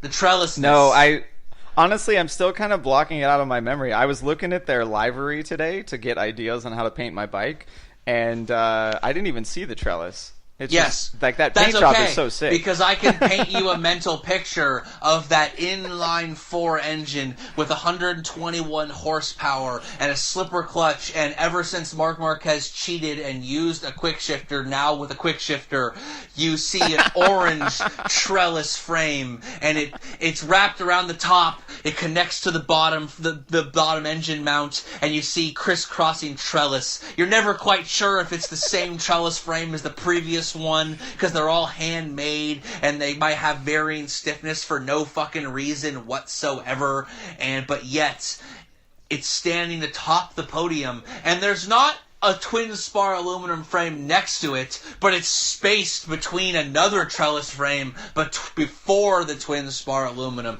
So there's a chasm of technicity and creativity between the trellis frame and the twin spar aluminum frame, and God shines light orange, like sunset perfect colors all over the trellis frame, and it's as orange as a tangerine on a September 3rd morning. Damn, this crow sandwich is like music to my ears somehow. Waxing poetic. Somehow a sandwich can be music to my ears. Who knew? You know, before we recorded, Rob was hitting me up about ideas to make his race bike pop. Rob, I think I think you should paint the chassis on your Yamaha race bike with the KTM orange. Whoa. I mean, that'll pop. Whoa. That'll pop right there. It would. I don't know if that would pop in the right way. You need to fucking powder coat that. You need to polish that frame up and then dent the top of your fucking tank in like my man 600 RR up on one with a stupid motherfucking question, and the title's not wrapped up yet. So let's wait till Valencia before you try to serve me that your mom muffin sandwich. Oh man, yeah, no, I can't be rolling up to Moto America rounds with a stunter looking bike. Like, They might not I might even as well let just put you. the crash bars on it. Yeah, seriously, no, that frame is modified. We can't tell. You can't homologate that shit. You can't race that. Oh, I mean, is there anything else you want to talk about with my crow sandwich? KTM has kind of put it together. Are they fighting for the title for next year? Are we making crazy predictions? Yeah, Oliveira 2018 champion. Wow, you're going there already. No, I'm really quite confident in that. I think that you're seeing next year is perfectly set up for them. They're on so many chassis iterations that KTM has proven that they will invest in that project, and they are aiming for the title. He has 2 wins. Oliveira is a serious talent. We saw that in Moto3, and as soon as he gets on a decent bike in Moto2, suddenly he's winning races. Next year, the journeyman Luthi is moving up.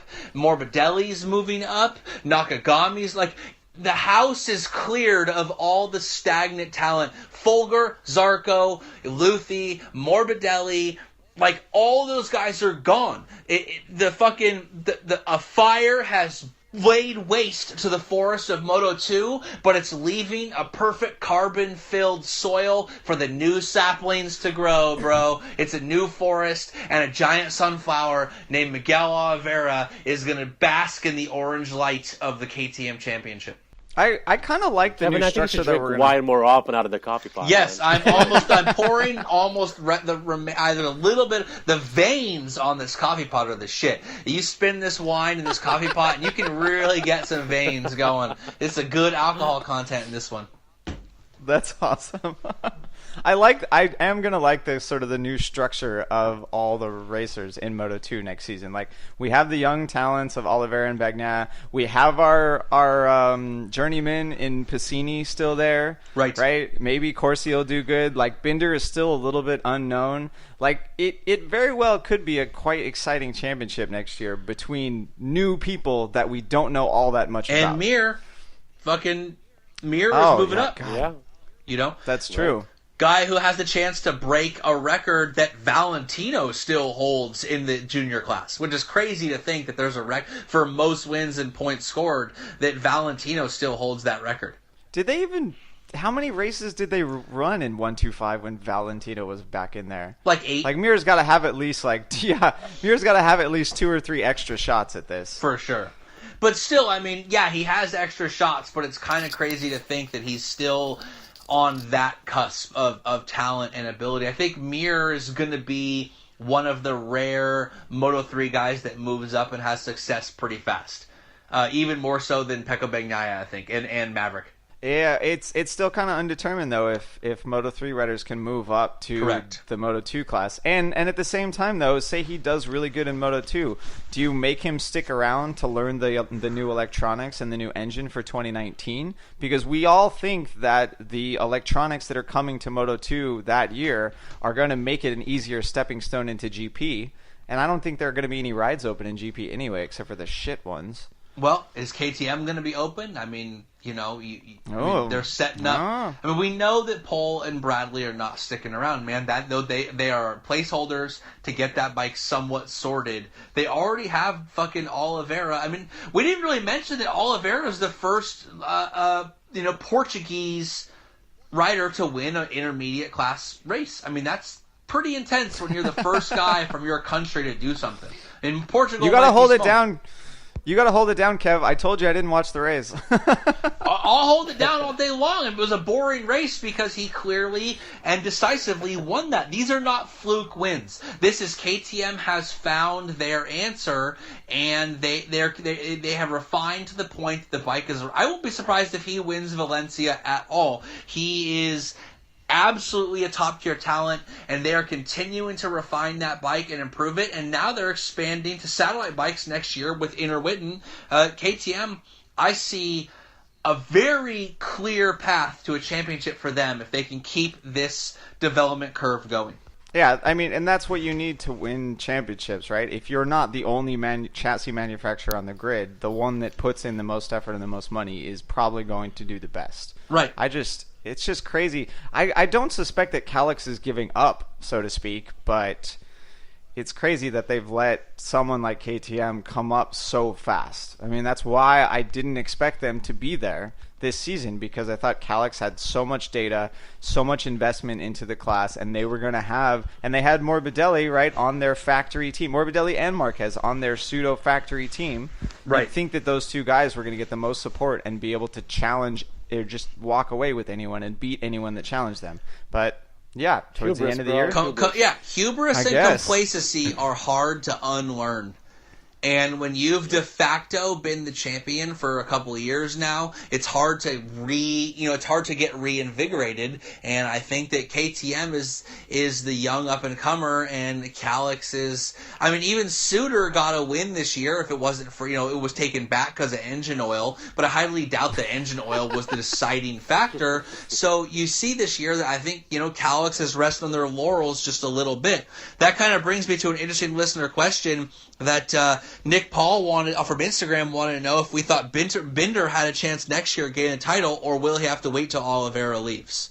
I mean, his rise this season into good results has been so slow, like it's taken in the entire year, that you don't think that he's going to have the setup and the know-how at all the tracks in the beginning of the season. Like, he'll probably build to the win next year as well, but that's not going to win him the title.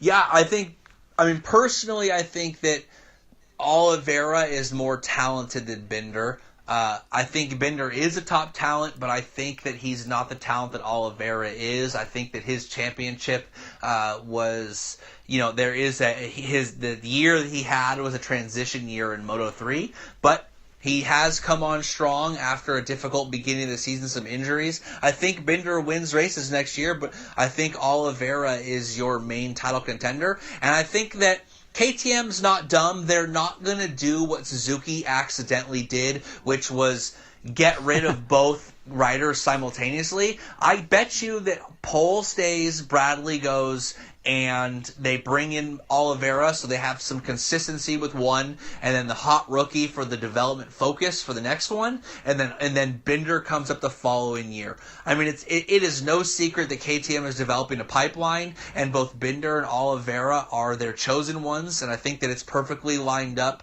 for Miguel to fight for and possibly win the title next year, move to GP and have Oliveira to do that, and then have Binder to follow in that same path and footsteps.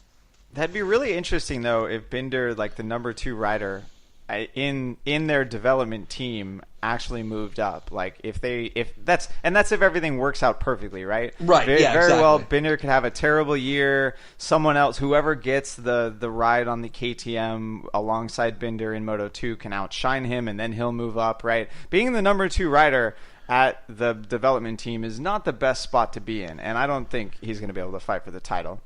Right. That's interesting because we have a very similar question from BMA961, a.k.a. handsome-ass, charismatic-ass, Bossum, who wants to know, Rob, KTM, Crow Sandwich, Moto2 title next year, will it be Oliveira or Oliveira? I'm guessing Oliveira. That's a tough choice. Dennis, what do you say on this one? Whoever's on the orange bike. Mm-hmm. So Oliveira? Yeah, Oliveira. I think I'll go with that. More or less. I think I'll go with that. I do think that my man Steve41 wants to know when the BrotoGP Don't Hate Map8 decals will be available. Hate spelled H8 and then Map8. That's fucking genius. We're stealing your idea. We're going to charge people for those stickers. We're going to make a shitload of money off your idea. Eat shit and die. Just kidding. And we'll send you a dope idea. We'll send you a ton for free. We'll send you a bunch for free. No. We'll send him something. We'll send him like a buttered muffin or something. Right, yeah, buttered muffin. Right, exactly. It was 600 up on one's buttered mom muffin. Dennis, start thinking of ideas. Yeah. And we'll illustrate that.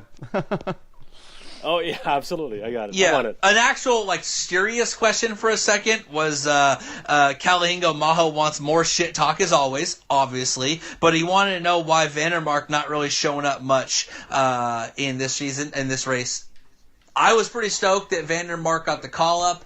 I like the guy. I kind of think he should be in MotoGP, but it was like a completely different weather situation every single practice, and it was his first time. What do you expect? You can't really put too much weight on that.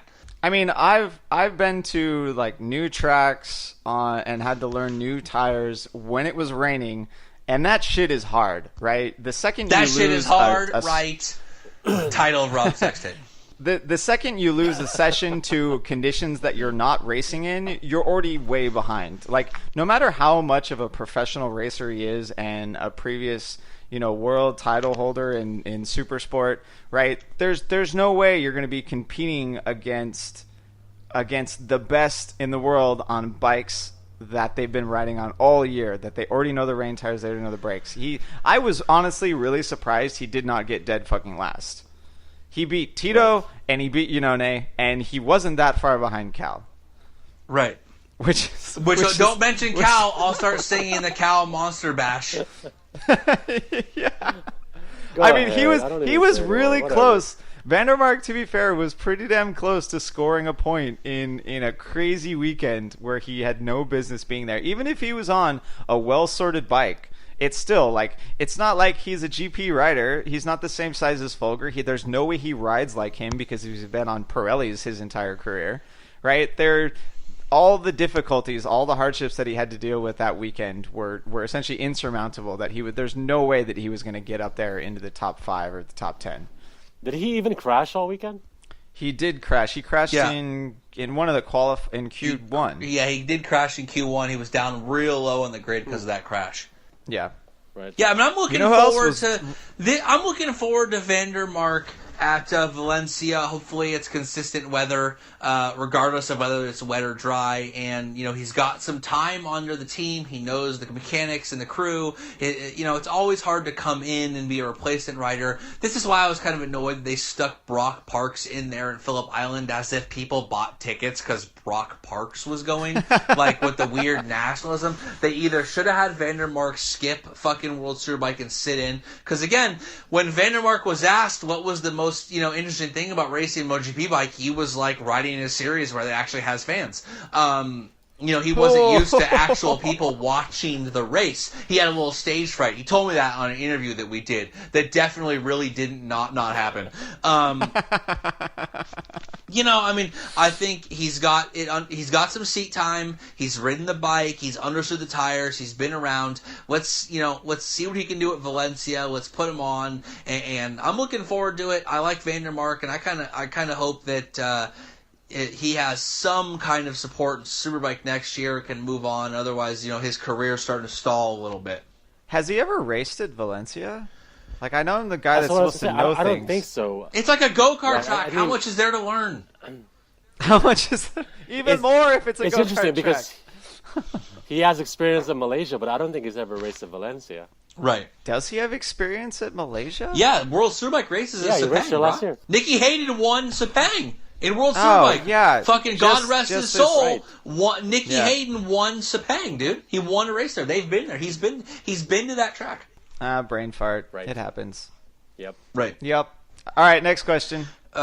Shit. Here's a good one. I'd actually like to hear Rob's opinion on this. This is actually a real question, which I know because he began it with real question. Why is the Ducati so fast, Rob? I get back in the day when they had 2 extra liters of fuel because the rules am I supposed to just accept the fact that it walks other bike. This ain't World Superbike. You can't just cheat. Yes, you can just cheat if you want. You still can. You can because it's only cheating if you get caught. But that's a question, Rob. How is it that the Ducati... Honda prides themselves on being the motor company, right? That's sort of the tagline they like to use. How is it that Ducati just consistently be known as this bike is fucking faster than every other bike in a straight line. It's just way more powerful. I mean, is it the Desmodromics? Is it that software system that's just really letting them hook up the rear better? What's the deal, Rob? How can years upon years upon years their bikes simply be faster? I don't think it's actually that much more powerful. Like, the Desmo system is probably helping out because it allows them to run like way different cam profiles. Hell yeah, than the hell other aggressive factories. cam profiles. I know about that shit. Yeah, and they already run crazy. Like all the other, because they're running pneumatic valves, they all run really aggressive cam profiles. Like that's the whole point of running pneumatic valves, and also 17,000 RPM limits. But it's just. For a while, we saw there that the Honda had the power, but they weren't able to use it. And I think Ducati they haven't rested on their laurels with having this grunt out of the corner and being able to put that power to the ground, right? They've generally been quite good at that. They get the power to the ground, and then they can take advantage of all the horsepower later down. Honda may have the horsepower, but they can't put it down early out of the corner, so they're slower at the end of the straight, right? If they were doing a drag race on a mile-long straightaway, they would likely end up at very similar top speeds. They probably have comparable horsepower. But when we're talking about short-ish straightaways out of tight corners, that first couple hundred feet is super important for the speed that you end up going at the end of the straightaway. And I think that's mostly what is Ducati's advantage. Nice. I mean, I don't really have a lot of answer to it. It just seems weird. I asked Rob because Rob just knows more about this stuff. It just seems weird to me that basically from 2003 Catalunya, where they fucking podiumed in their third race or whatever race that was, that they could be known as this bike that has a fucking massive motor, and no one ever seems to try to catch up. Like, well, we saw it in 2007, right? Like that's walking away in in China. Reasons. I mean, that was the famous scene in Shanghai. Like when Rossi said, "It's just bringing a knife to a gunfight." It's not that elaborate, but it's still kind of retarded, dude. Yeah, but there have been a few races this year where it seems like Honda has got it right, and they're not losing out on the straightaways. Like at Aragon, I kind of expected more of Ducati pulling away, but it didn't really happen, right? It just seems like occasionally Honda gets things right and they're able to match the Ducati pace even towards the end of the straightaway. Whereas at other races at Mugello when it's baking hot, Marquez says, Dovizioso was just able to pull away, and there was nothing I could do about it, right? Like he was making up tenths or two on the straightaway. Like that's not just the horsepower; it's also the setup and them able to put all the power to the ground. It also comes down to the wheelie control a lot too, right? They've been running the winglets, and it keeps the front end tire down. We know these bikes can wheelie in fifth gear really easily, and they probably have to trim the horsepower just a little bit. So if you got the winglets to help you out, you put more power to the ground and you go a little bit faster. No doubt. All right, Kev. Oh, I went full nerd on that one. So nerded out, and it's good. Julian Camarini on Facebook has asked the greatest question. It's not peak Broto, but it's a question that's been on my mind. Every night I go to sleep, I wonder this. Why do people keep making statements instead of questions? I don't know, Julian. I consistently say, what do you want me to talk about? What questions do you have for us? And people just make statements. I will tell you the answer to this, because the answer to the question, what do you want me to talk about, like a statement or a phrase is an appropriate response. Every single podcast we refer to it as listener questions. I know. It is implied. Listener questions. We will answer the questions from the people who listen to the podcast that we produce about the the subject of motorcycle racing, more specifically GP and its associated underclass races. Please. So what you're saying is we should stop calling it listener questions and more just listener thoughts and listener statements. Like, what would you like us to it's talk questions. I don't know why, Julian, why they keep asking or why they keep making statements. when clearly I'm saying, what questions for us do you have? Kev will rephrase the social media question to have the correct response be a question. And here's the thing, Rob. Here's the thing. Yeah. I don't need you to fucking answer the question. It's rhetorical. Like when Luca's bad. Hold on. When Luca's super mad at you and you try to fix it and she just gets madder, it's because she doesn't want you to fix what's wrong. She just wants you to listen, bro. She just wants you to acknowledge that she's mad. It's the same thing. I'm not looking for answers in some sort of hyper-specific semantics about how I fucking phrase my social media posts. I just want a bitch that it's supposed to be questions. It's the same thing when Luca's mad. Sometimes, bro, you just gotta say, fuck, that sucks. That's all she wants you to say. Is she now there? Now everyone's Luca. going to think that we're dating. Luca, you there? She can't hear you. Okay. But she's probably thinking about watching Stranger Things without me. Right. That's what I'm thinking about right fucking now. Yeah, the real question that someone should ask me is, what happens in Stranger Things Season 2, Episode 8? I don't fucking know. Yeah, we haven't gotten there yet. Right. Is it all right, true Kev, that... give us like one or two more. One or two. No, because you said that, I'm going to take one or two as 12 more. Right. What's up with Marquez tongue thing he does so much on the podium? Is he really a lizard person? Illuma Honda confirmed. I don't know why he does the Miley Cyrus tongue out thing.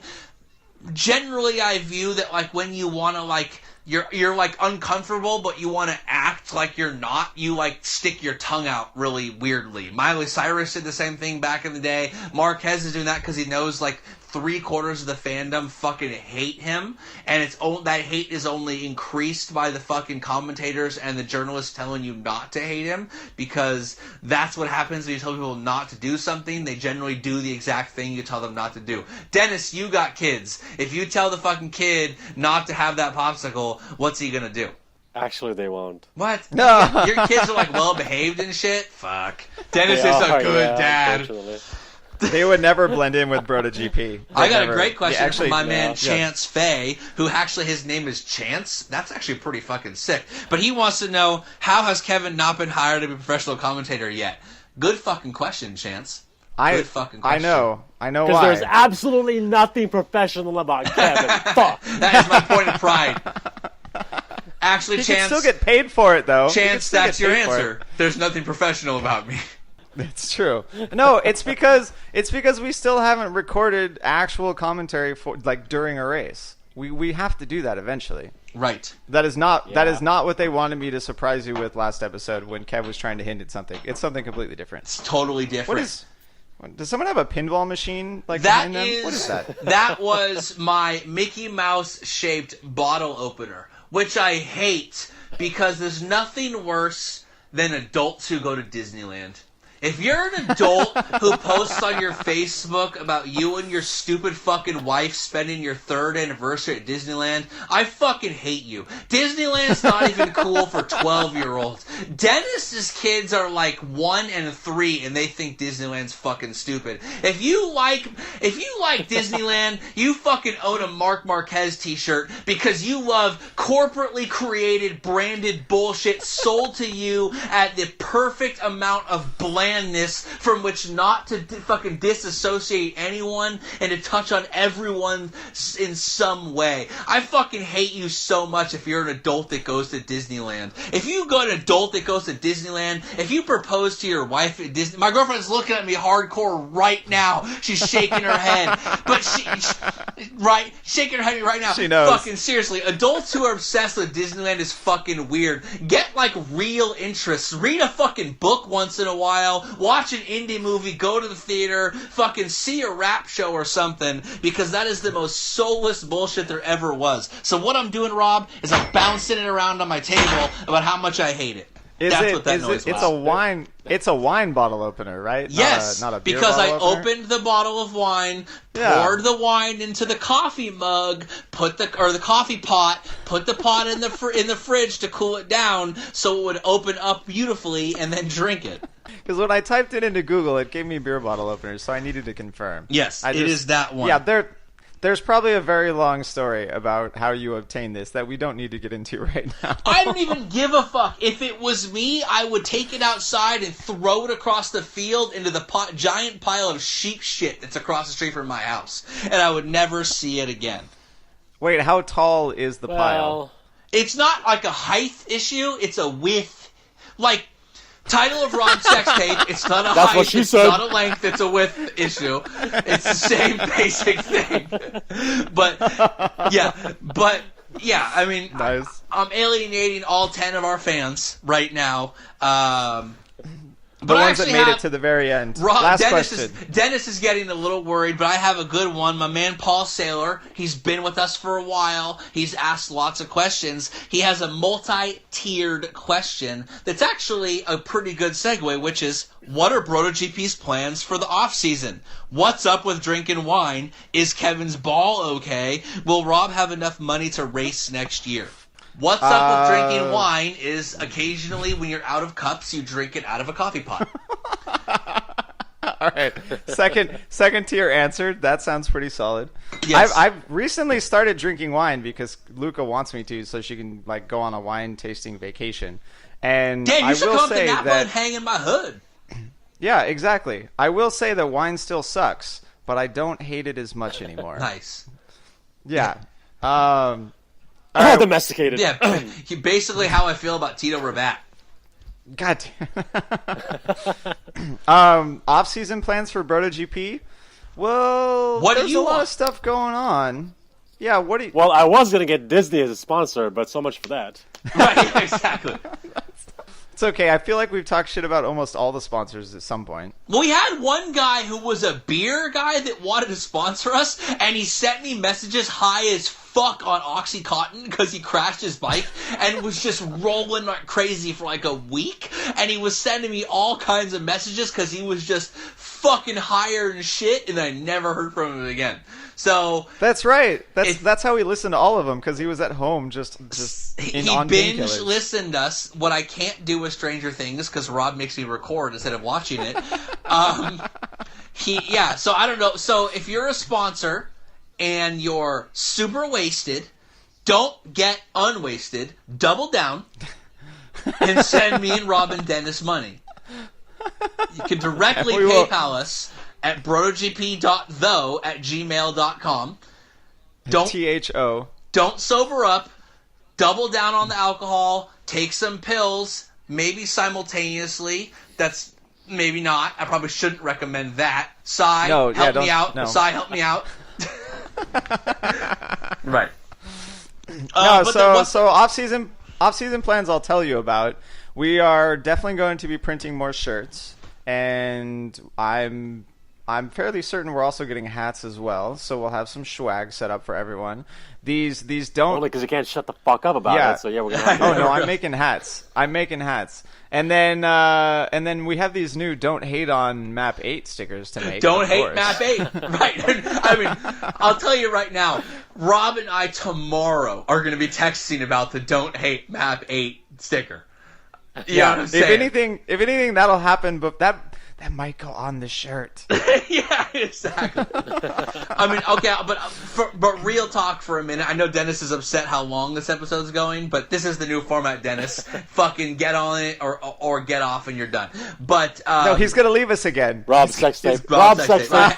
I couldn't have set that one up any more purposefully than I did, but to include you. But I mean, there's a lot of other motorcycle-related content that can be talked about. I think that we're having a lot of fun. There's a lot of tests. There's other racing. There's obviously a lot of new motorcycles getting launched. People want to hear this has been a listener question constantly that we haven't really talked about. But what are your thoughts on so and so bike? What are your thoughts on so and so brand? There's a lot of stuff to cover. We're having a lot of fun, and I think that we can branch off to things connected to racing to keep it all under the same umbrella, but have fun, enjoy the shit, and bash on Cal and ruin your '80s childhood movies. I mean, I definitely think that pretty much right. As long as we don't ruin current popular television series, I think they'll be fine. They'll keep listening in. Yeah, spoilers are for Nazis. So it's true.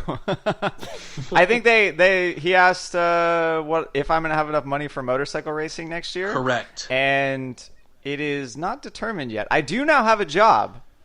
Nice, gainfully employed. Yeah. Now I've got a solid contract for software development till February, and so if I get another one written, then I'll have money for motorcycle racing. But either way, Sai is planning some big things for Riders Law Racing next year. So we'll you'll see a bunch of Riders Law racers for sure next year in Moto America. But how big, we're not actually sure just yet. Right. And yes, my nut is all good. It's all good. If you want to know, it was the left one. My driver's side nut was the one that was damaged. The driver's side. The North American driver's side. Not the English driver's side, but the North American driver's side. The sack inside my sack was damaged, but it's all good now. Wait, the sack inside? There's two sacks? There's a sack at the back of your ball that helps connect your ball, and that's what gets inflamed and causes epididymitis. That's what I damaged in my nut. So the sack inside of my sack, insaction, if you will, was what was damaged. If you're still listening to this episode and you just said even Dennis is not listening to this episode. If you send me something that says insaction, you'll get something. I don't know. Don't hate Map8 sticker when they come out. Send me a message in insaction. I have no idea. Don't do it. It's a trap. He's gonna send you a fucking testicle picture. I'm gonna send unsolicited nudes. Oh no, you're not. Okay, all right. I'm glad we're. Hold on. The whole episode, I was trying to reference the Monster Mash because it's Halloween and it rhymed with Cal. I fake singed it, and never once did Rob start playing the Monster Mash, which bothers me because the Monster Mash played on the radio today, and I had an epiphany, which is no one's ever actually heard the Monster Mash. You've only actually heard the song about a guy who saw and heard the Monster Mash. The Monster Mash song is not the Monster Mash. It's a retelling of a story the time the scientists saw some people play the Monster Mash. I did not know this. Tripped me what out. The hell are you talking about? The song. Yeah. The Monster Mash. It was a graveyard smash. The Monster Mash. Because it's on the fucking radio like crazy in California because it's Halloween tomorrow. The song. The Monster Mash. Listen to the lyrics. The lyrics are about a scientist in a laboratory that saw a bunch of monsters perform the Monster Mash. But the song The Monster Mash is not the Monster Mash. It's a... You know Tenacious D, right?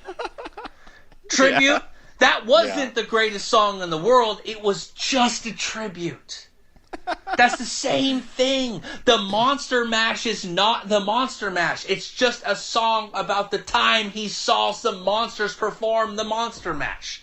You understand what I'm saying, Rob? I'm reading the lyrics right now. You've never heard in your whole life the Monster Mash. You've only heard second-hand account descriptions of the performance of the Monster Mash. You're blowing my mind way too much this episode. I'm just saying. Way too much. Like, you've never heard the Monster Mash, just like you've never heard the greatest song. It was just a tribute. A tribute, dog. Well, I'm glad we can transition from your testicles to that. Yes, because they were monstrously smashed. Boom.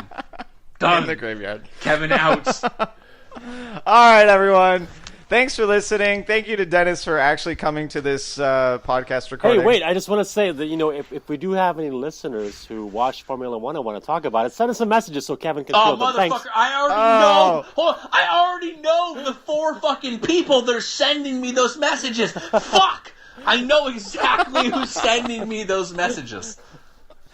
God damn it, Dennis. Oh, I can't edit that out. That's going to stay in there for sure. Yes, exactly. Oh, man. Yeah.